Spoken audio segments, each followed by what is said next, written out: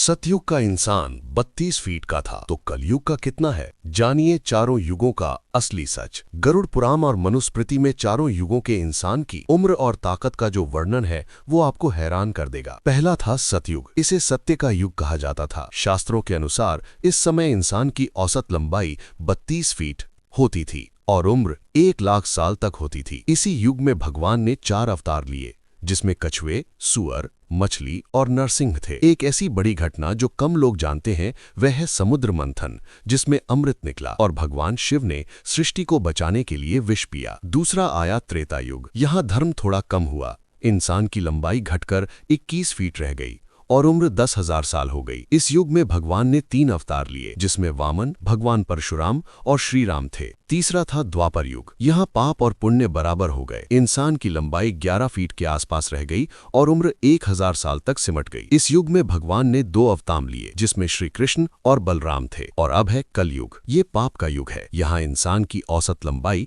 सिर्फ 5 से 6 फीट रह गई है और उम्र 100 साल और अब तो 60 से 70 साल ही रह गई है। पुराणों में लिखा है कि कलयुग के अंत तक इंसान की उम्र सिर्फ 20 साल रह जाएगी और कद केवल 1 फीट का होगा। क्या आपको लगता है कि कलयुग का अंत पास आ रहा है? कमेंट में बताइए। और ऐसी ही रहस्यमयी और शास्त्रों पर आधारित जानकारी के लिए चैनल सब्सक्राइब